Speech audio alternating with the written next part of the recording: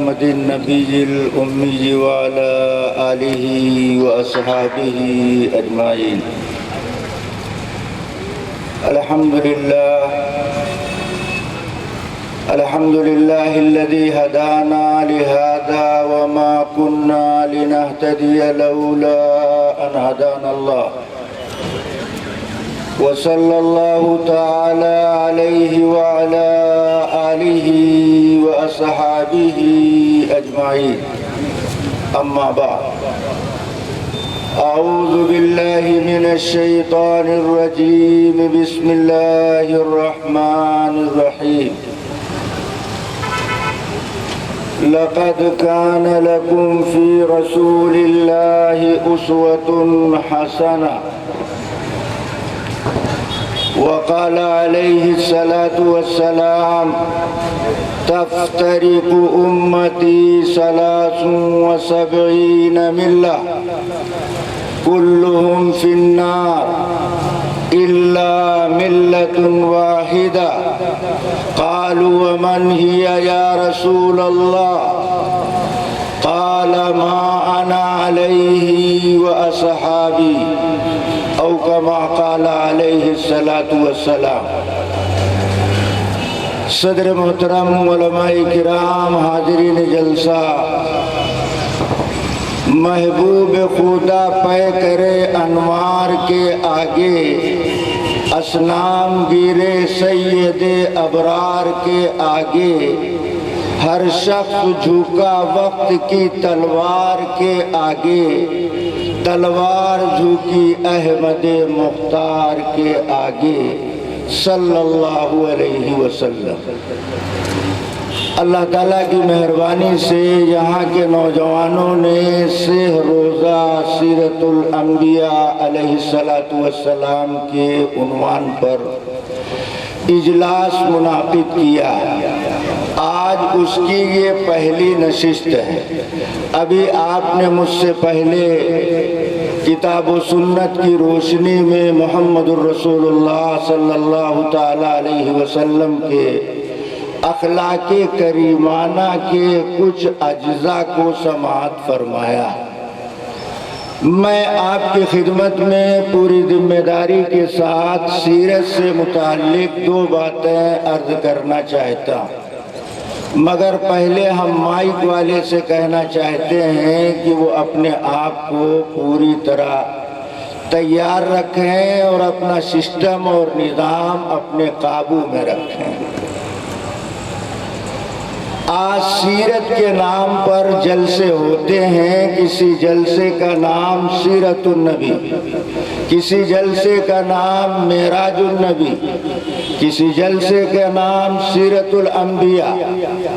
مگر سننے میں اور دیکھنے میں یہ آتا ہے کہ مولوی صاحب جب بیان کرنے کے لیے بیٹھتے ہیں تو نبی کی سیرت، نبی کے اخلاق، نبی کے اعمال اور نبی کے احوال بیان کرنے کے بجائے ارشاد فرماتے ہیں فلاں کا اسلام میں حصہ نہیں، فلاں کا اسلام سے تعلق نہیں. کیا یہ نبی کا کام ہے؟ یہ نبی کے اخلاق ہیں؟ جس عنوان پر جلسہ ہے وہی بیان ہونا چاہیے.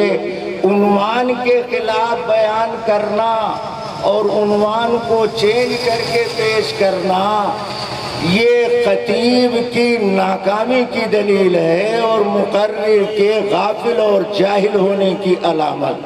اس لیے آپ پوری طرح مطمئن ہو کر، یکسو ہو کر ہماری بات سماعت فرمائیں. میں آپ کی خدمت میں صرف 2 بات عرض کرنا چاہتا ہوں، مگر آپ کے ذہن کو متوجہ کرنے کے لیے میں آپ سے یہ کہنا چاہتا ہوں. ایک حکیم صاحب تھے. یہاں اگر کوئی حکیم صاحب ہوں تو ہمیں معاف کریں گے، یہ بات ہم برسبیل تذکرہ عرض کرتے ہیں. حکیم صاحب کے مطب میں بہت سارے چیلے کام کرتے تھے. ایک دن حکیم صاحب نے اپنے چیلوں کو جمع کیا اور ایک چیلے سے پوچھا تم کتنے دن سے مطب میں ملازمت کر رہے ہو؟ اس نے کہا 10 سال. کہا 10 سال میں تم نے کچھ سیکھا؟ تو چیلے نے کہا ہاں 10 سال میں ہم نے جلاب کی گولی بنانے کا طریقہ سیکھ لیا۔ تو حکیم صاحب نے کہا بیٹا تو تمہارا کام ہو گیا، اب تم یہاں سے جاؤ، اپنے علاقے میں علاج کرنا شروع کر دو، مریض کوئی بھی ہو، مرد کیسا بھی ہو، تکلیف کہیں بھی ہو، دوا تم جلاب کی گولی دے دینا۔ اب وہ حکیم صاحب آئے، بہت بڑا بورڈ تیار کرایا، اس کے اندر لکھا جملہ امراض کا بہترین علاج کیا جاتا۔ اب ایک صاحب پہنچے، کہا حکیم صاحب پیٹ میں درد، کہا جلاب کی گولی لے جاؤ۔ دوسرا آیا، کہا سر میں درد، کہا جلاب کی گولی لے جاؤ۔ اللہ کی مرضی فائدہ ہو گیا۔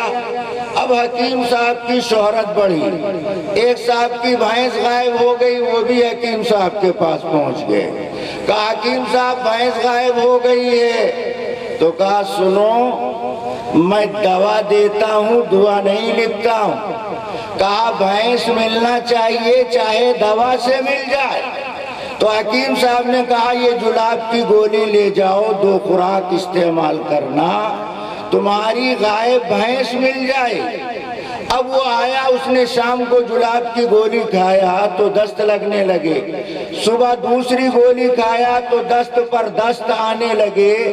اس زمانے میں گھروں میں بیت الخلا کا نظم نہیں تھا، وہ جنگل ضرورت پوری کرنے کے لیے گیا، وہ استنجا کر رہا تھا کہ چور بھینس لے کر کے پاس سے گزرا، اس نے بیٹھے بیٹھے شور مچایا، چور چور چور، تو چور گھبرا کر کے بھینس چھوڑ کر چلا گیا، اس کی غائب بھینس مل گئی۔ اب تو علاقے میں حکیم صاحب کی بڑی شہرت، ارے میاں جانتے ہو جلاب کی گولی والے حکیم صاحب، ان کی جلاب کی گولی سے تو غائب بھینس مل جایا کرتی۔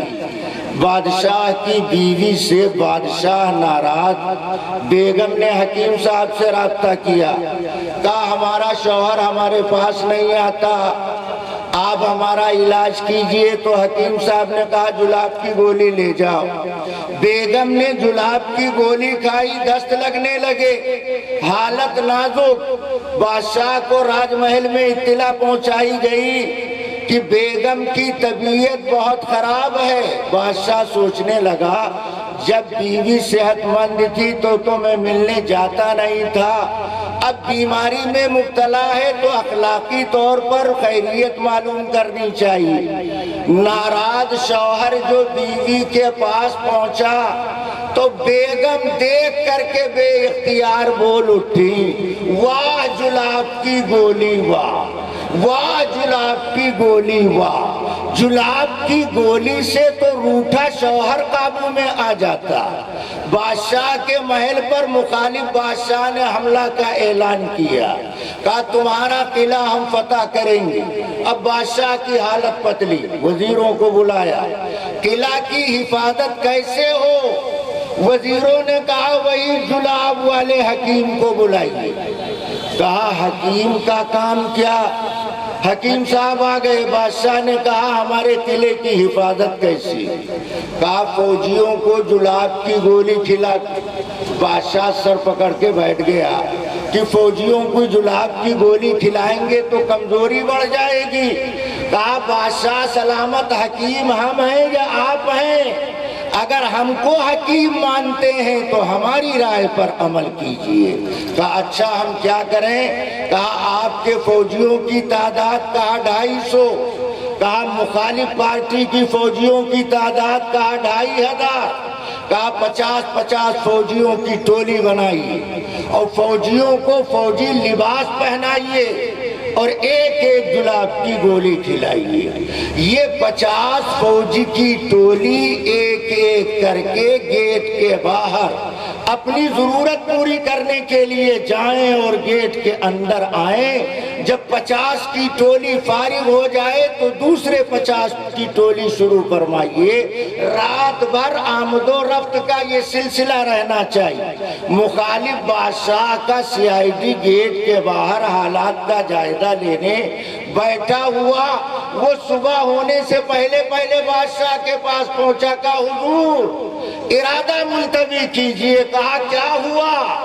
کہا آپ کو معلوم ہونا چاہیے 2500 فوج کے بلبوتے پر 12,000 فوج کا مقابلہ نہیں کیا جا سکتا ہے۔ میں نے گیٹ کے باہر بیٹھ کر پوری رات اس کے فوجیوں کے آنے جانے کی تعداد شمار کیا تو فوجیوں کی تعداد 12,000 پہنچتی ہے اور تمہاری فوج کی تعداد 2,500 ہے۔ عزت سلامت اس بات میں کہ بغیر مقابلے کے فوجیوں کو واپس بلائیے۔ بادشاہ کا قلعہ محفوظ رہ گیا، مگر یہ حکیم صاحب کی جلاب کی گولی وہاں تو کام کر گئی۔ بعض جاہل قسم کے اسٹیجی مولویوں نے یہی جلاب کی گولی استعمال کرنا شروع کر دیا۔ جلسہ کوئی، عنوان کوئی، اسلام میں ان کا حصہ نہیں، اسلام سے ان کا تعلق نہیں۔ تم اپنے اسلام کی خیریت معلوم کرو، اپنے معاملات اور حالات کا جائزہ لو۔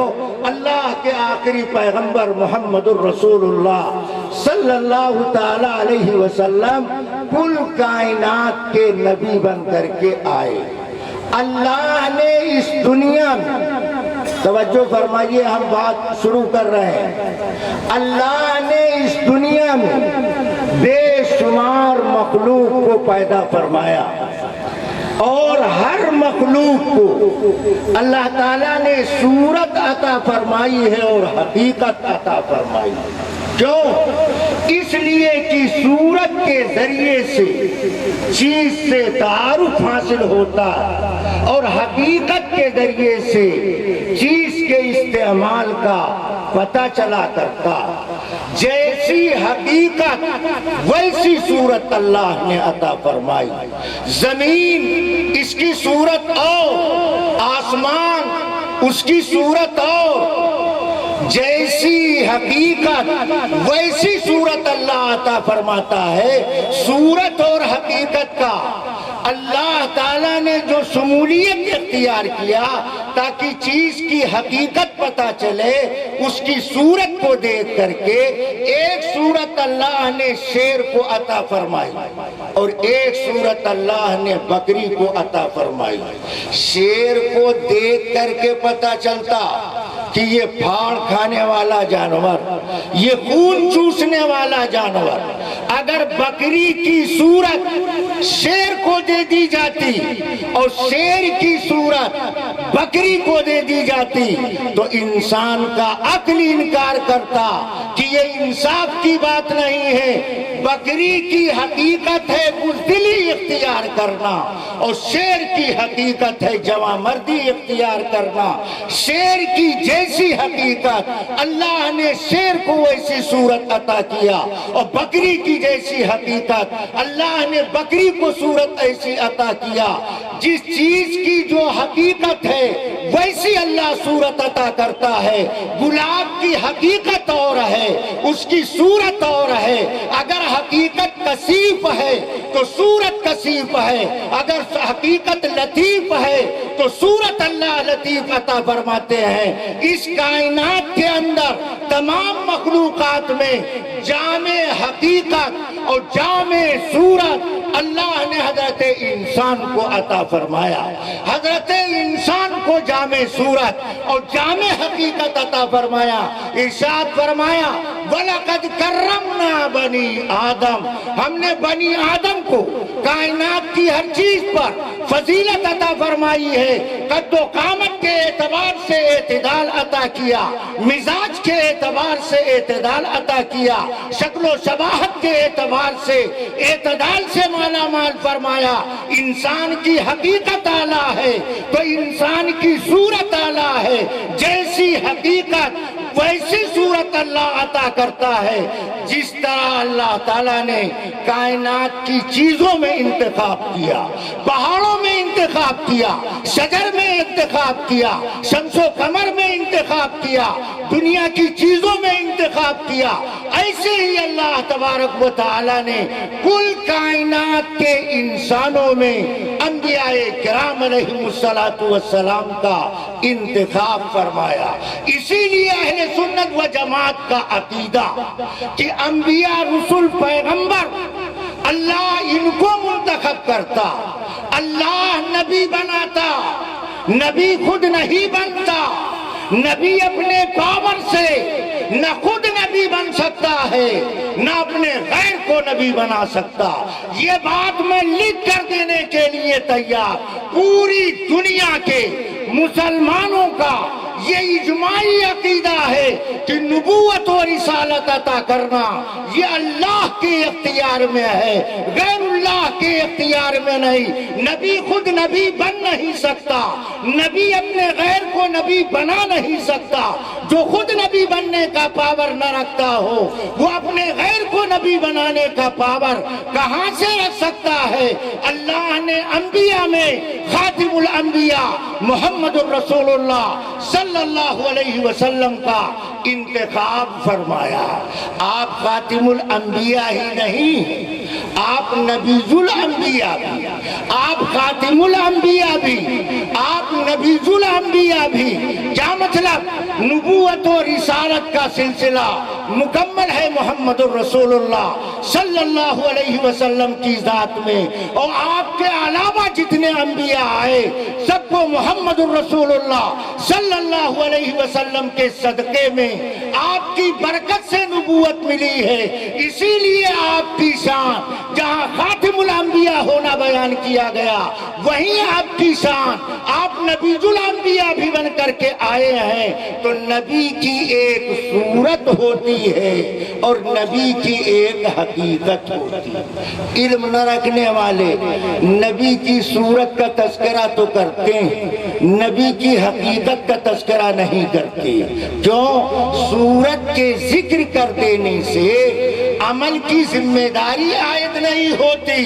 بے شک نبی کی صورت ایسی صورت ہے کہ نبی کی صورت کا کوئی مقابل نہیں۔ حضرت حسان نے کہا تھا وَأَحْسَنُ مِنْكَ لَمْ تَرَ قَطُّ عَيْنِي، میری آنکھ نے آپ سے زیادہ حسین کسی انسان کو نہیں دیکھا۔ حضرت شاہ عطا اللہ بخاری فرماتے ہیں کہ حسان نے اپنے ذوق کے مطابق، انہیں نبی کو قربت حاصل تھی، اگر مجھ سے پوچھا جائے تو میں عینی کی جگہ عین کا لفظ استعمال کرتا کہ دنیا کے کسی آنکھ نے محمد الرسول اللہ صلی اللہ علیہ وسلم سے زیادہ خوبصورت انسان نہیں دیکھا ہے۔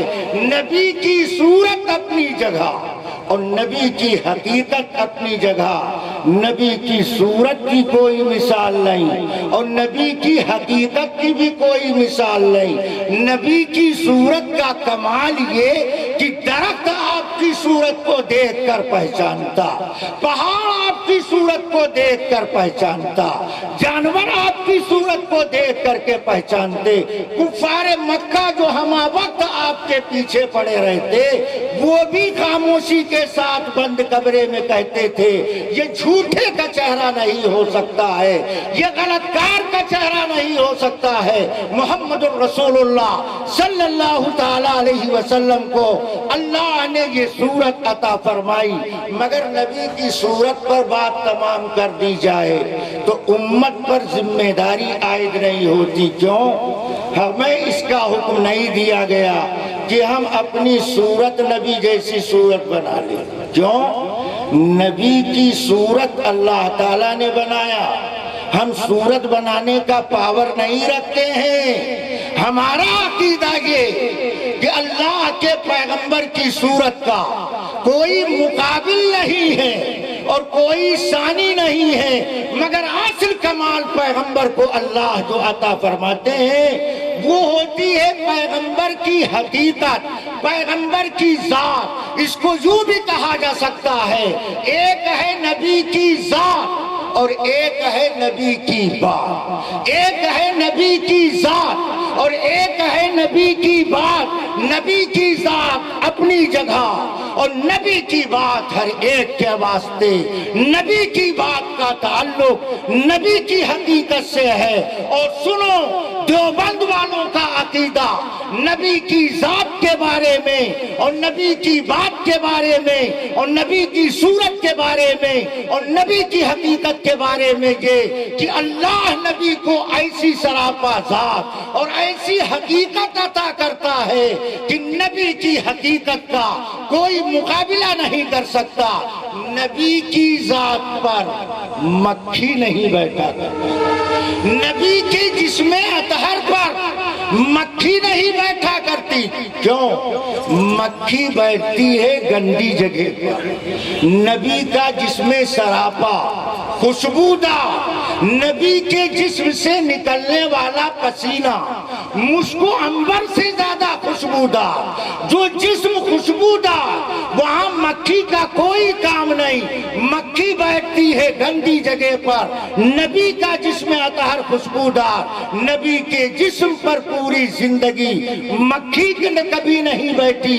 اور اللہ کے پیغمبر کی یہ حقیقت سوتے ہم بھی ہیں، سوتے آپ بھی، سوتے ولی بھی ہیں، سوتے غیر نبی بھی۔ بڑا سے بڑا ولی قطب ابدال شب بیدار تہجد گزار زمانے کا قطب کیوں نہ، اگر وضو کر کے سو جائے تو سونے کی وجہ سے وضو ٹوٹ جاتا۔ اور نبی کی حقیقت یہ ہے کہ نبی وضو کر کے سوئے تو سونے کی وجہ سے نبی کا وضو نہیں ٹوٹا کرتا ہے۔ سونے میں انسان کے جسم کے اعضاء ڈھیلے پڑ جاتے ہیں، مگر محمد الرسول اللہ صلی اللہ علیہ وسلم کو اللہ نے یہ کمال عطا فرمایا تھا۔ آقا فرماتے ہیں میری آنکھیں سوتی ہیں، میرا دل جاگتا رہتا ہے، سونے کی وجہ سے اللہ کے پیغمبر کا وضو نہیں ٹوٹا کرتا۔ اور نبی کو اللہ یہ کمال عطا کرتا، نبی کو اللہ یہ کمال عطا کرتا۔ ہم آپ خواب دیکھیں تو ہمارے خواب کی کوئی حیثیت اور شریعت میں ہمارا خواب حجت نہیں، لہذا کم علم قسم کے لوگ جو خواب کی باتوں پر اعتراض کرتے ہیں انہیں اصولی طور پر یہ مسئلہ معلوم نہیں ہے کہ نبی کا خواب شریعت میں حجت ہے، غیر نبی کے خواب کو شریعت نے حجت نہیں مانا ہے۔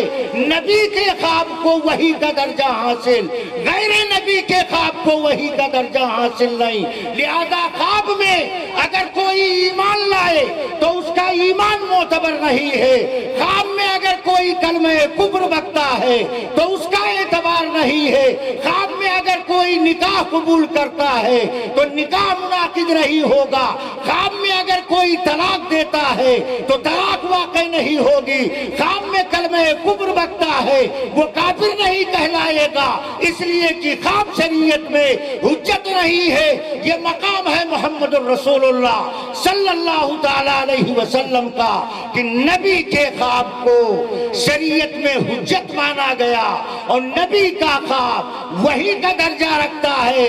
نبی کی اس حقیقت کو صبح قیامت تک کوئی فرد فرید اور کوئی بشر نہ پا سکتا ہے اور نہ وہاں تک پہنچ سکتا ہے۔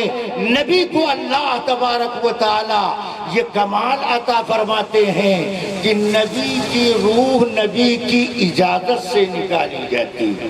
اب آپ کہیں گے واہ صاحب ہوا، ہم نے قرآن پڑھا ان اجل اللہ اذا جاء لا یؤخر، ہم نے قرآن پڑھا کہ موت کے وقت کو نہ مؤخر کیا جاتا ہے نہ مقدم کیا جاتا۔ آپ کہتے ہیں نبی کی روح نبی کی اجازت سے، ہاں ہاں اللہ نبی کو یہ کمال یہ امتیاز عطا کرتا، اللہ عطا کرنے والا پیغمبر لینے والا، نبی کی روح نبی کی اجازت سے نکالی جاتی۔ کیوں؟ تاکہ نبی اپنی آرام گاہ کو منتخب کر لے، نبی اپنی آرام گاہ کو منتخب کر لے۔ اگر یہی بات مولانا زکریا صاحب نے فضائل اعمال میں لکھا تو احمق قسم کے لوگوں کے پیٹ میں درد ہو گیا، کہا دیکھو قرآن کے خلاف مسئلہ لکھا، حدیث کے خلاف مسئلہ لکھا، نبی کے خلاف مسئلہ لکھا۔ کیا لکھا کہ عبد الرحمن کی بیوی ام کلثوم کہتی ہے کہ میرے شوہر عبد الرحمن پر غصے کی کیفیت آئی ہوئی، یوں لگا جیسے مر گئے۔ میں نے اللہ سے دعا کرنا شروع کیا، اللہ تبارک و تعالیٰ نے تھوڑی دیر میں ہوش و حواس عطا کر دیا۔ عبد الرحمن نے اپنی بیوی ام کلثوم سے پوچھا تم کیا کر رہی تھی؟ کہا میں دعا کر رہی تھی۔ اتنی بات تو حضرت شیخ نے لکھا۔ آگے مولوی صاحب جو فتوے کے نام پر خباثت کا دھندا کرتے ہیں، حضرت کی عبارت پر حاشیہ ظالم لگاتا، کہا دیکھو عبد الرحمن نے کہا اس کیفیت میں میرے پاس دو فرشتے آئے، تھوڑی دیر میں تیسرا فرشتہ آیا اور اس نے کہا اس کو رہنے دو، اس کی اولاد کو نفع حاصل کرنا۔ وہ فرشتہ چلا گیا، عبد الرحمن ہوش میں آ گئے۔ کہا دیکھو اللہ کہتا ہے موت مؤخر نہیں کی جاتی۔ عبد الرحمن اس کے بعد زندہ رہا، پھر کچھ دن کے بعد اس کا انتقال ہوا، تو یہ تو قرآن کے خلاف مسئلہ لکھا گیا۔ حضرت شیخ نے اس بات کو جس کتاب سے نقل کیا اس کے خلاف پہلے آواز اٹھانی چاہیے۔ اس کے موجد شیخ نہیں ہیں، اس کے ناقل شیخ ہیں، اس کے بارے میں زبان نہیں کھولتا، علماء حقانی کے خلاف قلم اٹھاتا ہے، یہ کوئی ضابطہ قاعدہ نہیں ہے۔ اللہ تبارک و تعالیٰ نے قرآن میں ایک شخص کا تذکرہ کیا کہ ایک بستی سے وہ گزرے، وہ بستی اوندھی ہوئی، الٹی پڑی، وہ بستی الٹی ہوئی بستی کو دیکھ کر دل میں سوچنے لگے اللہ اس مردہ بستی کو دوبارہ کیسے زندہ کرے گا؟ تو اللہ تعالیٰ نے کہا اچھا تمہیں شبہ ہو رہا ہے کہ مردہ بستی کو اللہ دوبارہ کیسے زندہ کرے گا؟ اللہ تعالیٰ نے ان پر موت طاری کر دیا، فَأَمَاتَهُ، اللہ نے انہی کو مار دیا، اللہ نے انہی کو مار دیا، پھر 100 سال کے بعد زندہ کیا۔ قرآن میں لکھا ہے أَمَاتَهُ ثُمَّ بَعَثَهُ 100 عام، اللہ نے 100 سال تک مردہ رکھا۔ کون ہے؟ یہ حضرت عزیر علیہ السلام ہے۔ اللہ کو یہ قاعدہ معلوم نہیں ہے کہ عزیر کی موت کا وقت 100 سال کے بعد ہے۔ اللہ نے 100 سال پہلے مارا، پھر ان کو زندہ کر دیا۔ اللہ اپنی قدرت کا مالک ہے، وہ اگر کسی کو نوازنا چاہتا ہے تو اعتراض نہیں کرنا چاہیے۔ انبیاء کو اللہ یہ امتیاز عطا کرتا ہے کہ نبی کی روح نبی کی اجازت سے نکالی جاتی ہے۔ چنانچہ بخاری شریف میں حضرت موسیٰ علیہ السلام کا واقعہ اللہ کے پیغمبر نے بیان کیا کہ حضرت موسیٰ کے پاس موت کا فرشتہ آیا، حضرت موسیٰ سے سلام کیا، کہا کیسے آئے؟ کہا آپ جانتے ہیں کام ہمارا روح نکالنا کا، اچھا آپ ہم کو مارنے آئے؟ آؤ دیکھتے ہیں کون مارے گا۔ حضرت موسیٰ جلال میں آئے، کھینچ کر تماچا موت کے فرشتے کو مارا، اس کی آنکھ باہر آ گئی، اس کی آنکھ کا ڈلا باہر آ گیا، وہ اللہ کے پاس پہنچا۔ اللہ نے کہا کیا ہوا؟ کہا اللہ آپ نے کس بندے کی طرف بھیجا؟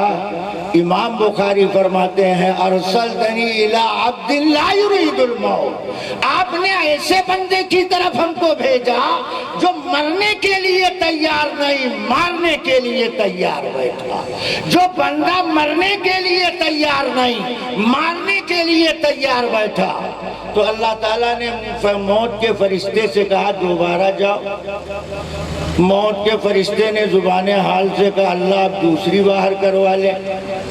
بے علم بے عقل قسم کے لوگ سبائی تولا بخاری کی اس روایت کو دیکھ کر کے اعتراض کرتا ہے سنیوں کی حدیث کی کتاب میں ایسی بات لکھی ہے جس کو عقل قبول کرنے کے لیے تیار نہیں۔ اس احمق کو معلوم نہیں ہے نبی نبی ہوتا ہے، اللہ اس کو امتیاز عطا کرتا ہے۔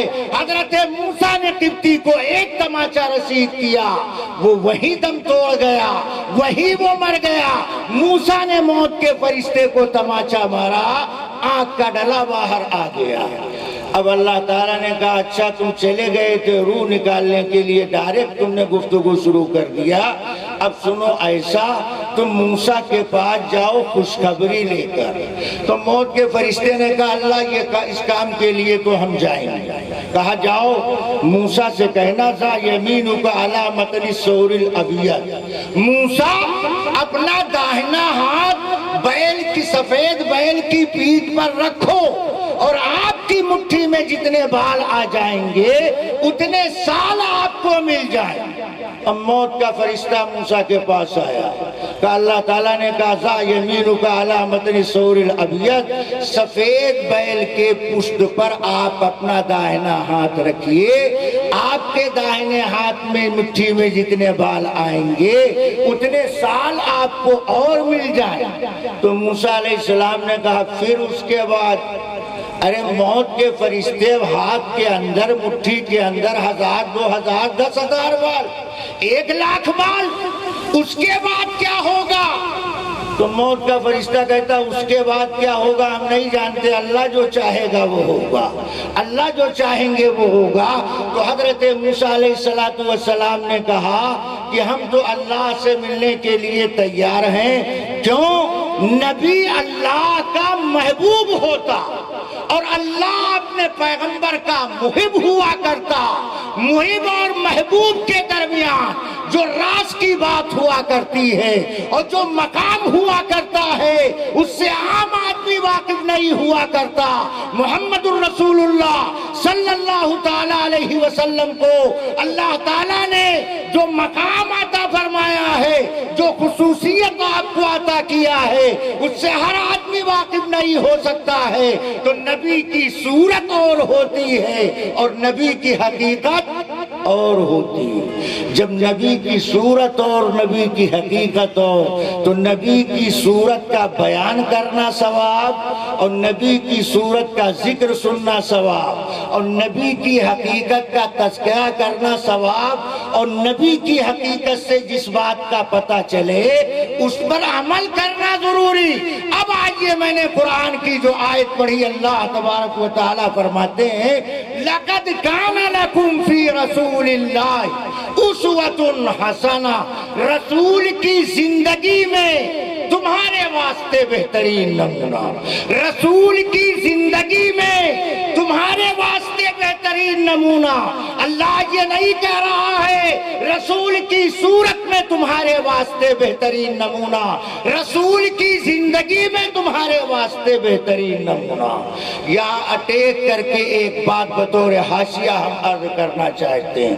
علماء کرام جانتے کہ اللہ تعالیٰ نے اس موقع پر فرمایا لَقَدْ كَانَ لَكُمْ فِي رَسُولِ اللَّهِ، اللہ نے یہ نہیں کہا لَقَدْ كَانَ لَكُمْ رَسُولُ اللَّهِ أُسْوَةً حَسَنَةً، اللہ نے رسول اللہ نہیں کہا، لَقَدْ كَانَ لَكُمْ فِي رَسُولِ اللَّهِ، ڈائریکٹ رسول اللہ نہیں کہا، فی رسول اللہ کہا۔ رسول اللہ کہنے میں اور فی رسول اللہ بولنے میں فرق کیا؟ دونوں میں فرق، نبی نبی ہوتا۔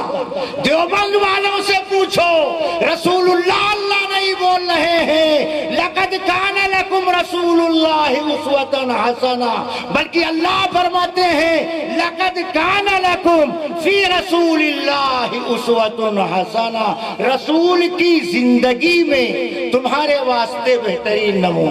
معلوم کیا ہوا؟ معلوم یہ ہوا رسول کی سراپا زندگی تو بہت، رسول کی سراپا زندگی میں بہت سارے اعمال ہیں، رسول کی سراپا زندگی کے تمام اعمال وہ تو نبی کے واسطے، اور رسول کی زندگی کے اعمال میں سے کچھ نمونہ تمہارے واسطے۔ رسول کی کل زندگی تمہارے واسطے نمونہ نہیں ہے، رسول کی کل زندگی اور ہے، اور رسول کی زندگی میں سے کچھ حصہ تمہارے واسطے نمونہ۔ اسی لیے فرمایا لَقَدْ كَانَ لَكُمْ فِي رَسُولِ اللَّهِ، رسول کی زندگی میں تمہارے واسطے نمونہ، رسول کی کل زندگی تمہارے واسطے نمونہ نہیں۔ اب دلیل سنیے، رسول کی کل زندگی نمونہ نہیں، رسول کی کچھ زندگی نمونہ۔ اس کی دلیل کیا؟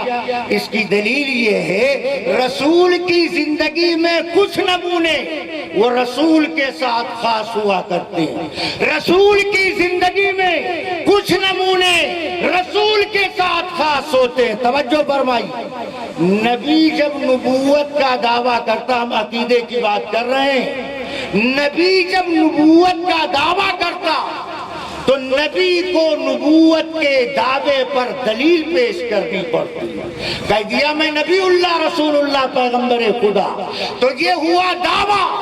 اس دعوے کی دلیل کیا؟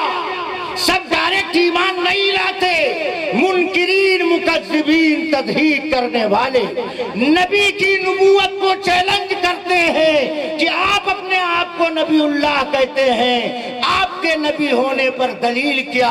اگر واقعی آپ اللہ کے سچے پیغمبر ہیں تو انگلی کے اشارے سے چاند کے 2 ٹکڑے کر دیجیے۔ نبی سے مطالبہ کیا گیا، کس لیے مطالبہ ہوا؟ کہ اگر آپ اپنے آپ کو رسول اللہ بتاتے ہیں تو آپ انگلی کے اشارے سے چاند کے 2 ٹکڑے کیجئے۔ اگر آپ نے انگلی کے اشارے سے چاند کے 2 ٹکڑے کر دیا تو ہم آپ کو رسول اللہ مانیں گے۔ اللہ کے نبی نے انگلی سے اشارہ کیا، چاند کے 2 ٹکڑے ہوئے۔ اسلام کی اصطلاح میں اس کو معجزہ کہا جاتا، اور معجزہ اس کام کو کہتے ہیں جس کے مقابلے سے پوری کائنات عاجز، جس کے مقابلے جواب سے پوری مخلوق عاجز ہو۔ نبی کی ذات سے خلاف عادت اگر کوئی چیز ظاہر ہوتی ہے تو اس کو معجزہ کہا جاتا، اور اہل سنت کا عقیدہ یہ ہے کہ معجزہ دلیل نبوت ہوا کرتا ہے۔ معجزے کا انکار کرنے والا نبوت کی ایک دلیل کا انکار کرنے والا، نبوت کی ایک دلیل کا انکار کرنے والا۔ اب رسول کی زندگی میں یہ نمونہ بھی ہے، کوئی مائی کا لال جو ہمت کر کے ہم سے یہ کہے اور ہم کو یہ بتائے کہ انگلی سے اشارہ کر کے چاند کے 2 ٹکڑے کرنا، یہ بھی امت کے واسطے نمونہ، یہ امت کے لیے نمونہ ہے ہی نہیں، یہ رسول کی ذات کے ساتھ خاص ہے۔ ہم نہ نبوت کا دعویٰ کریں گے، جب نبوت کا ہم دعویٰ نہیں کرتے تو ہمیں نبوت کی ثبوت پر دلیل نہیں چاہیے۔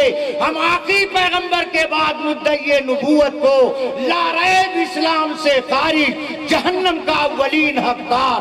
ہم تصور کرتے ہیں یہ تو نبی کی شان ہے، نبی نبوت کا دعویٰ کرتا ہے، نبوت کے دعوے پر معجزے کے راستے سے نبی دلیل فراہم کیا کرتا ہے۔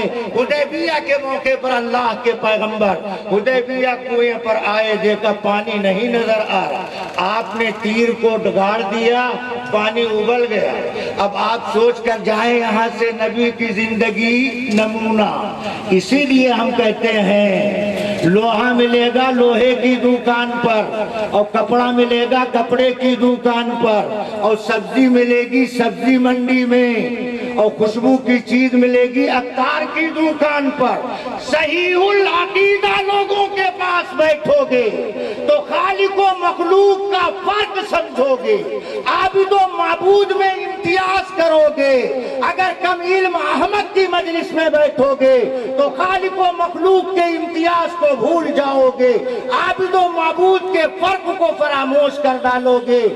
نبی نے تیر گاڑا کنویں میں، پانی ابل پڑا۔ اب آپ نے سنا رسول کی زندگی بہترین نمونہ، اب آپ بھی جائیں کنویں میں تیر گاڑیں اور کنویں کو للکاریں، پانی ابل جا، پانی نکلا۔ رسول کی زندگی نمونہ ہے، رسول نے تیر گاڑا ہے، ہم نے تیر گاڑ دیا، پانی نکلنا چاہیے، اس احمق کو معلوم ہونا چاہیے یہ نمونہ نبی کی ذات کے ساتھ خاص، یہ نمونہ نبی کی ذات کے ساتھ خاص۔ اللہ جو بات فرما رہا ہے لَقَدْ كَانَ لَكُمْ فِي رَسُولِ اللَّهِ أُسْوَةٌ حَسَنَةٌ، رسول کی زندگی میں تمہیں بہترین نمونہ ملے گا۔ معلوم ہوا رسول کی زندگی میں سے کچھ نمونے امت کے واسطے ہیں اور کل نمونے محمد الرسول اللہ صلی اللہ تعالیٰ علیہ وسلم کے واسطے ہیں۔ اللہ تعالیٰ نے نبی کے ہاتھ میں یہ کمال عطا کیا۔ غزوہ احد کے موقع پر حضرت قتادہ بن نعمان آئے، نبی سے کہنے لگے آقا ظالم نے تیر مارا، آنکھ کا ڈلا باہر آ گیا۔ نبی نے کہا قتادہ ادھر آؤ۔ نبی نے قتادہ بن نعمان کی آنکھ کا ڈلا اپنی انگلی کے حلقے میں لے کر کے آنکھ کی کھوک میں رکھ دیا۔ حضرت قتادہ کہتے ہیں دونوں آنکھ میں روشنی یکساں تھی، امتیاز مشکل تھا۔ اب آپ نے سنا رسول کی زندگی بہترین نمونہ، اور کسی کی آنکھ باہر آ گئی، آپ بھی پہنچ گئے سیٹنگ کرنے کے بعد۔ وہ نبی کے ہاتھ میں کمال ہے، جس انگلی میں یہ کمال اللہ نے رکھا اس ہتھیلی میں کتنا کمال اللہ نے رکھا ہوگا۔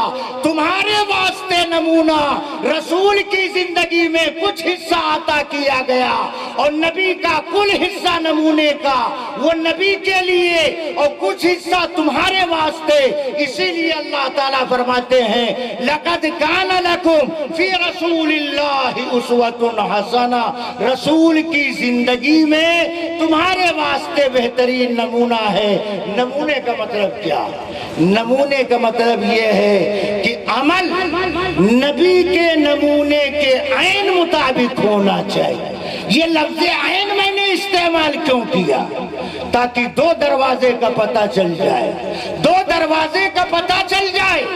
نبی کے نمونے عمل سے عمل کو گھٹا دینا یہ بھی جرم کہلائے گا، اور نبی کے نمونے عمل سے عمل کو بڑھا دینا یہ بھی جرم کہلائے گا۔ نبی کے نمونے عمل کو گھٹانا اس کو الحاد کہا جاتا ہے، اور نبی کے نمونے عمل کو گھٹا دینا اس کو بدعت کہا جاتا ہے۔ اللہ بندوں سے یہ کہہ رہے ہیں رسول کی زندگی میں تمہارے واسطے بہترین نمونہ ہے۔ نبی نے جس موقع کے لیے جو عمل امت کو دیا ہے اسی عمل کو اختیار کرو۔ اس عمل کو گھٹانا بھی جرم ہے اور اس عمل کو بڑھانا بھی جرم ہے۔ نمونے کا مطلب ہے نبی کے نمونے عمل کے مطابق عمل ہونا چاہیے۔ عمل گھٹانا بھی ہے اور عمل بڑھانا بھی ہے۔ مثال کے طور پر مثال ہم دے مسالہ بن جائے۔ آپ کو جوتے کی ضرورت، آپ باٹا کمپنی کی دکان پر پہنچے، دکاندار سے آپ نے کہا ہم کو باٹا کمپنی کا جوتا چاہیے۔ اس نے کہا پیر، کہا 8 نمبر۔ اس نے ایک ڈبہ نکالا، جوتا آپ کو دیا۔ اب آپ پاؤں جوتے میں ڈالتے ہیں تو جوتا پاؤں میں آتا نہیں، پاؤں جوتے میں جاتا نہیں۔ کیا ہوا؟ یہ جوتا باٹا کمپنی کا نہیں، باٹا کمپنی کا ہے، بغیر نمبر والا نہیں، نمبر والا۔ پھر پاؤں جوتے میں جاتا کیوں نہیں اور جوتا پاؤں میں آتا کیوں نہیں؟ اب آپ نے پلٹ کر کے دیکھا تو پاؤں ہے 8 نمبر کا اور جوتا 7 نمبر کا۔ آپ نے کہا تمہیں دکھائی نہیں دیتا؟ جب پاؤں 8 نمبر کا تو جوتا 7 نمبر کا کیسے دے رہا؟ جوتا ہے، پاؤں ہے، لینا چاہتا ہے مگر جوتا پاؤں میں آتا نہیں، پاؤں جوتے میں جاتا نہیں۔ کیوں؟ 1 نمبر کم کر دیا۔ تو اس نے دیکھا لگتا ہے دیوبند کے قریب رہتا ہے، بہت سی انکاب جانتا۔ اس نے دوسرا ڈبہ نکالا، جو دوسرا جوتا اس نے دیا تو پاؤں ڈائریکٹ جوتے میں چلا گیا۔ جب آسانی سے پاؤں جوتے میں داخل ہو گیا تو یہ خریدار سوچنے لگا دکان میں چل کر کے ٹیسٹ کر لیں کہیں پنجہ بھستا تو نہیں ہے، انگلیاں دبتی تو نہیں۔ اب وہ جو جوتا پہن کر کے دکان میں چلا تو جوتا یہاں پاؤں وہاں، جوتا یہاں پاؤں وہاں۔ کیا ہوا؟ باٹا کمپنی کا جوتا نہیں ہے، باٹا کمپنی کا جوتا پاؤں گیا مگر چلتا نہیں ہے، پاؤں وہاں ہے، جوتا یہاں۔ پلٹ کر کے دیکھا تو جوتا 9 نمبر کا، پاؤں 8 نمبر کا۔ 1 نمبر گھٹا دیا تو جوتا پاؤں میں جاتا نہیں، اور 1 نمبر بڑھا دیا تو جوتا یہاں ہے، پاؤں وہاں ہے۔ اس نے کہا ظالم، پاؤں 8 8 नंबर का है जूता, 8 नंबर का चाहिए। अब उसने तीसरा डिब्बा निकाल के दिया तो वो जूता 8 नंबर का था। अब जो पांव जूते में डाला तो आसानी से पांव जूते में गया, और जूता पहन के चलने लगा तो दुकान से बाहर रोड तक आया, जूता पांव के साथ चल रहा है। क्यों? पांव 8 नंबर का है तो जूते का नंबर भी 8 होगा, तब भी पांव के नमूने के मुताबिक जूता होगा। अल्लाह के रसूल की जिंदगी उम्मत के वास्ते बेहतरीन नमूना है। नबी ने नमूना सिर्फ नमाज के वास्ते नहीं दिया, नबी ने नमूना नियाज के वास्ते भी दिया, और नबी ने नमूना रोजे के वास्ते भी दिया, और नबी ने नमूना हयात के वास्ते भी दिया, और नबी ने नमूना ममात के वास्ते भी दिया, और नबी ने नमूना खुशी के मौके का भी दिया, और नबी ने नमूना गमी के मौके पे भी दिया। नबी को नबी आखिर ज़मान जानता है और नबी की अजमत और हकीकत का एतराफ करता है। तो नबी का काम है दीन बताना, नबी का काम है दीन सिखाना, नबी का काम है दीन पर अमल करके दिखाना। तो नबी आए हैं अमल का नमूना देने के लिए। अब नमूना सेम बाई सेम मिलता नहीं, नाम मिलता है, रंगो नस्ल नहीं मिलता। नाम मिलता है, रंगो नस्ल नहीं मिलता। तो क्या उस नमूने को इख्तियार किया जाएगा? सुनो मुसलमानों, आज मुख्तलिफ मुल्कों में 2 तरह के नोट चलते हैं, एक सरकारी नोट, एक जाली नोट। एक सरकारी नोट, एक जाली नोट। जाली नोट से बच्चों की जेब भरी रहती, जाली नोट से बच्चों की जेब भरी रहती है। जाली नोट पर भी 100 और 1000 की गिनती लिखी रहती, उसका रंग कलर साइज एक होता, मगर हुकूमत की सरकारी नोट होने की उस पर मुहर नहीं लगती है। उस जाली नोट से सामान मिलता नहीं है। उस जाली नोट को लेकर दुकान पर सामान खरीदने के लिए जाएगा तो पुलिस के हवाले होना पड़ेगा। सिर्फ नोट का रंग होने से, साइज होने से, अदद लिखने से हुक्म उस पर नोट का नहीं चलाया जाएगा। सरकार ने मुल्क की करेंसी जो मुतय्यन किया उसी नोट को सरकारी नोट कहा जाएगा। रसूल की जिंदगी तुम्हारे वास्ते बेहतरीन नमूना है। नबी के नमूने अमल को सुन्नत कहा जाता, नबी के नमूने अमल को सुन्नत कहा जाता। तो सुन्नत पर चलने वाले को अहले बिदात कहा जाता। अरे बात समझ में आ रही? नबी के अमल को सुन्नत कहा जाता और सुन्नत पर चलने वाले को अहले सुन्नत कहा जाता। अब फैसला आप कीजिए, हकीकत का चश्मा इस्तेमाल कीजिए, कलर उसका सही कीजिए कि सुन्नत पर अमल करने वाला कौन है, सुन्नत की इशाअत करने वाला कौन है, सुन्नत की बात करने वाला कौन है। नबी से मोहब्बत का नारा लगाने वाले बहुत मिलते हैं, मगर नबी की सुन्नत की बात करने वाले कम मिला करते हैं। नारा लगाना आसान है, सुन्नत पर अमल करना मुश्किल है। नबी के अमल को सुन्नत कहा जाता, सुन्नत पर चलने वाले को अहले सुन्नत कहा जाता। और जो सुन्नत के खिलाफ अमल करता हो, नारा चाहे जितना मारता हो, दावा बगैर दलील के, दावा बगैर दलील के, यूं समझो आपने सामने वाले मकान को देखकर कहा ये मकान हमारा है, दावा कर दिया, जैसे नारा मार दिया। आपने कहा मकान हमारा है, हम बेचना चाहते, तो क्या खरीदार आएगा आपकी हथेली में नोट की गड्डी थमाएगा? नहीं थमाएगा। क्यों? आपसे पूछेगा इस मकान की मिल्कियत का आप दावा कर रहे हैं, आपने ये मकान खरीदा है या दोस्त ने हदिया हिबा किया? आपने कहा खरीदा, तो कहेगा बैनामे का कागज दिखाओ, रजिस्ट्री कागज दिखाओ। इस दावे کو ثابت کرو کہ مکان کے مالک ہم. آپ نے بینامے کا کاغذ دکھا دیا, اب آپ کا دعویٰ ثابت ہو گیا, اب وہ آپ کے مکان کو خریدے گا. ہم دعویٰ کرتے ہیں ہم رسول کے امتی, ہم نبی کے چاہنے والے, ہم نبی کے عاشق, ہم نبی سے محبت کرنے والے. مسلمانوں اس دعوے پر دلیل چاہیے. جیسے مکان کا دعوے دار مکان کی ملکیت کو سرکاری کاغذ کے ذریعے ثابت کرتا ہے, ہم نے عاشق رسول ہونے کا نعرہ لگایا, ہم نے یہ دعویٰ کیا, تو دنیا کی انصاف پسند کمیٹی کو, دنیا کی ہر انصاف پسند کمیٹی کو یہ پاور اختیار حاصل ہے کہ وہ ہمارے دعوے کو جانچے, وہ ہمارے دعوے کو جانچے کہ یہ اپنے کو رسول کا عاشق کہتا ہے, اس کی زندگی رسول کی زندگی سے ملتی, اس کا عمل رسول صلی اللہ علیہ وسلم کے سنت مبارکہ سے ملتا ہے یا کٹتا ہے. اگر آپ نے دعوے میں سنت پر عمل کر کے دکھایا تو دعویٰ آپ کا سچا ہو. آپ نے دعوے میں نبی کے اخلاق کو استعمال کیا تو آپ کا دعویٰ سچا, نبی کے اعمال کو اختیار کیا تو دعویٰ آپ کا سچا. نبی کے اخلاق کے خلاف زندگی گزارتے, نبی کی سنت کے خلاف زندگی گزارتے, نبی کے نمونے کے خلاف زندگی گزارتے, ہمارا دعویٰ کچا ہے, دعویٰ سچا نہیں. اللہ فرماتے ہیں لَقَدْ كَانَ لَكُمْ فِي رَسُولِ اللَّهِ أُسْوَةٌ حَسَنَةٌ, رسول کی زندگی میں تمہیں بہترین نمونہ ملے گا.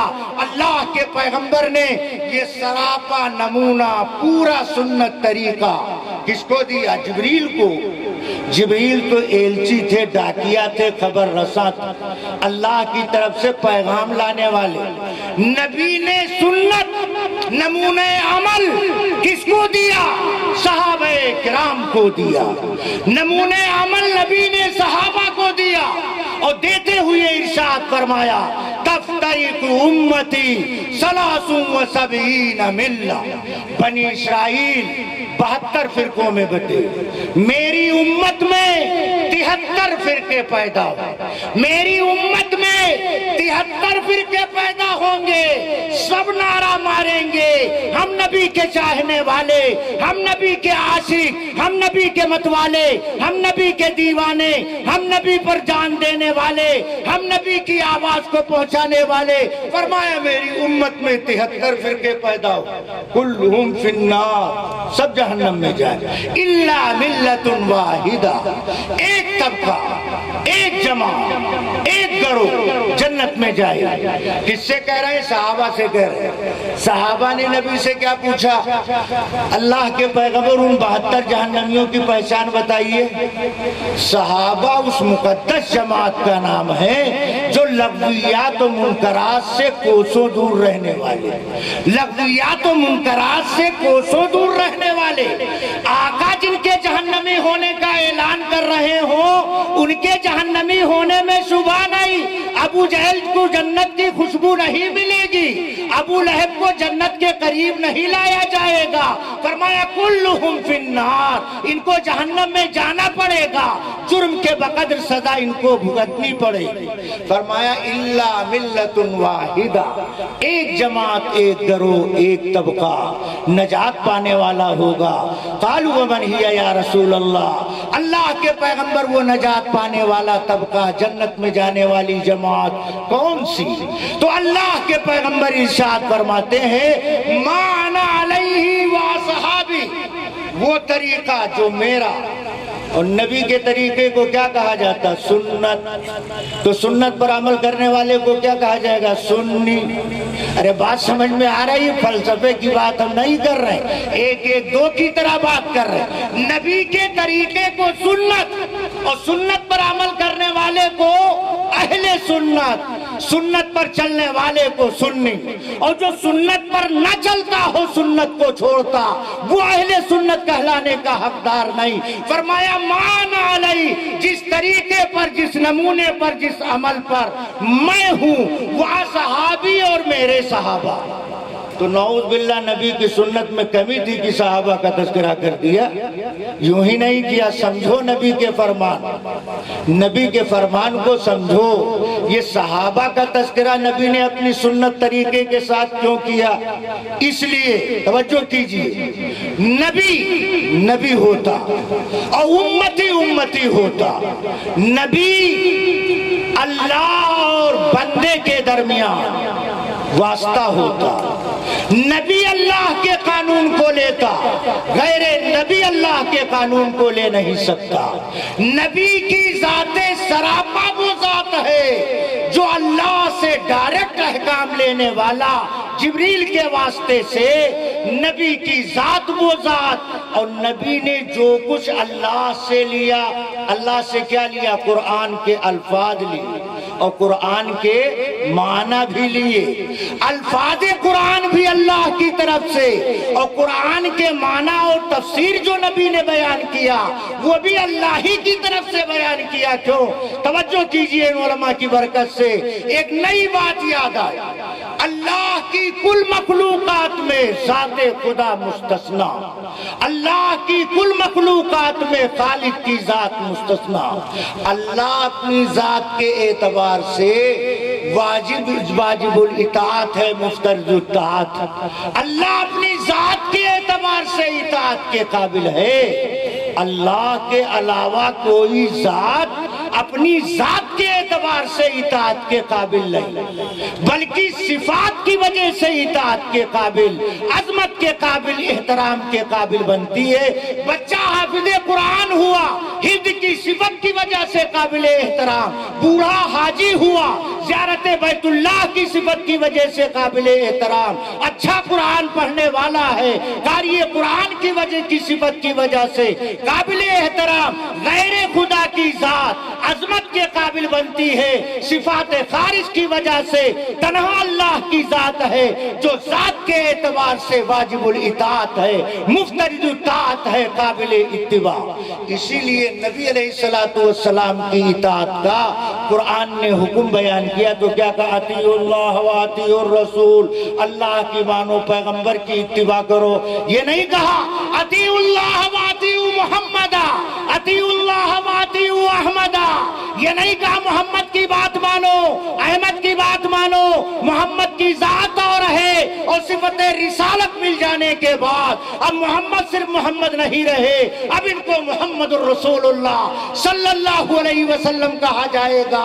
صفت رسالت جو اللہ کی طرف سے ان کو ملی ہے، اس صفت کے لگ جانے کی وجہ سے ابھی ذات کی اطاعت اللہ کی اطاعت کہلائے گی. من یطیع الرسول فقد اطاع اللہ. جس نے پیغمبر کی بات مانی اس نے اللہ کی بات مانی.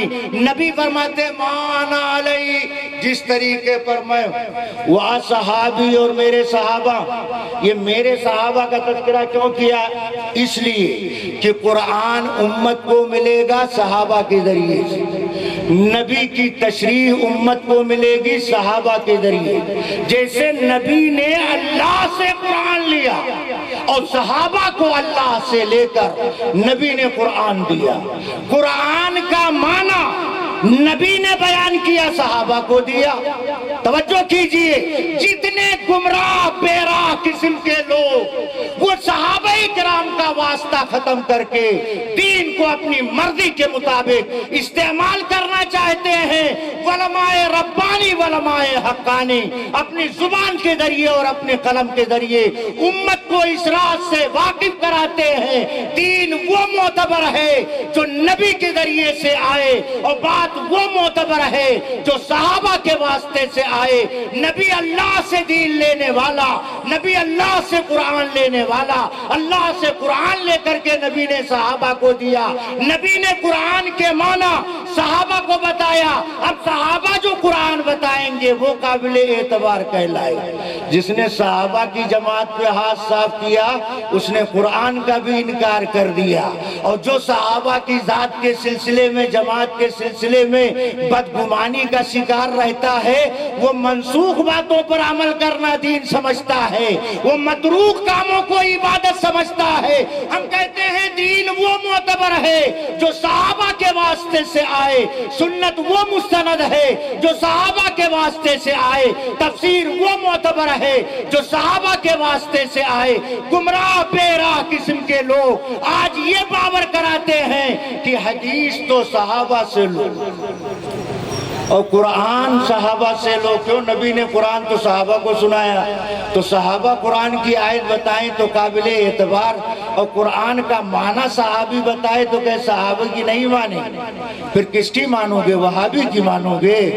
ارے ہم کہتے ہیں قرآن کے الفاظ صحابہ کے ذریعے، قرآن کے معنی صحابہ کے ذریعے، نبی کی حدیث صحابہ کے ذریعے، حدیث کا معنی صحابہ کے ذریعے۔ اسی لیے محمد الرسول اللہ صلی اللہ علیہ وسلم نے ارشاد فرمایا ما انا علیہ واصحابی، وہ طریقہ جس پر میں ہوں میرے صحابہ ہیں۔ جو طبقہ اس راہ پر عمل کرے گا وہ نجات پانے والا طبقہ کہلائے گا، وہ جنت میں جانے والی جماعت کہلائے گی، اور جس کی زندگی عمل میں میری سنت نہیں ہے، میرا نمونہ نہیں ہے، اس کو جنت کی خوشبو ملنے والی نہیں۔ اسی لیے محمد الرسول اللہ صلی اللہ علیہ وسلم فرماتے ہیں من احب سنتی فقد احبنی۔ محبت کا معیار بتایا، نعرہ یہ محبت کا معیار نہیں، اعلان اور جھنڈا یہ محبت کا معیار نہیں ہے، یہ دیوبند کا ملفوظ نہیں ہے، نبی آخر الزمان کا برملا اعلان من احب سنتی فقد احبنی۔ جس نے میری سنت سے پیار کیا اس نے مجھ سے محبت کیا۔ گویا نبی نے محبت کا معیار بتایا، جس کی زندگی میں جس قدر نبی کی سنت پائی جائے گی وہ اتنا ہی بڑا نبی کا دیوانہ، نبی کا مستانہ، نبی کا فردانہ کہلائے گا، اور جس کی زندگی جس قدر سنت سے دور ہوتی چلی جائے گی وہ نبی کی محبت سے اتنا محروم ہوتا جائے گا، اور جو نبی کی سنت کا دیوانہ بن جائے گا۔ محمد الرسول اللہ صلی اللہ علیہ وسلم آگے فرماتے ہیں کان می فی الجنہ، جنت میں اس کو ہماری معیت و قربت عطا کی جائے، جنت میں اس کو ہماری معیت و قربت عطا کی جائے۔ معلوم یہ ہوا سنت پر چلنے والا جنت میں جانے والا طبقہ، سنت پر چلنے والا جنت میں جانے والا طبقہ، اور خلاف سنت زندگی بسر کرنے والا، جنت سے دور کیا جانے والا، جس قدر سنت سے زندگی آری، ترک سنت کی سزا اس کو ملے گی۔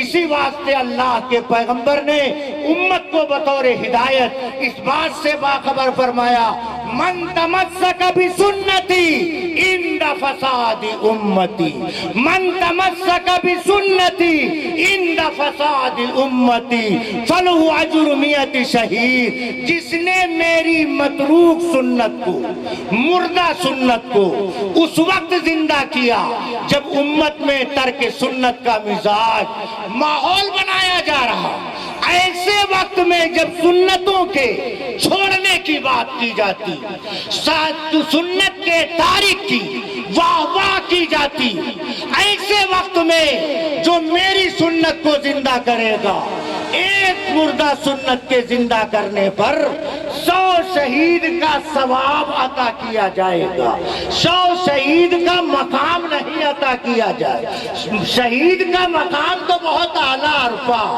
100 شہید کا ثواب ملے گا، ثواب کا ملنا اور ہے اور شہید کے مقام کا ملنا اور ہے۔ محمد الرسول اللہ صلی اللہ علیہ وسلم نے صحابہ کرام کو مخاطب کر کے فرمایا جنت میں جانے والی جماعت وہ ہے مان علیہ واصحابی، جو میرے طریقے پر اور میرے صحابہ کے طریقے پر چلنے والے ہوں۔ صحابہ کو بطور عنوان اللہ کے پیغمبر نے اس لیے ذکر کیا کہ صحابہ کی جماعت صرف اس کے نبوت کے نعرہ لگانے والے نہیں، ان کو معلوم ہو جائے میرے آقا نے اس موقع پر یہ عمل کیا تو ان کا ضمیر اس عمل کو چھوڑنے کے لیے تیار نہیں ہے۔ حضرت عمر ابن خطاب رضی اللہ تعالیٰ عنہ نکلے، چلے جا رہے ہیں، سامنے ایک روڑا پڑا، وہ اس کو کراس کر سکتے تھے، مگر عمر نے جان بوجھ کر کے روڑے کو ٹھوکر ماری،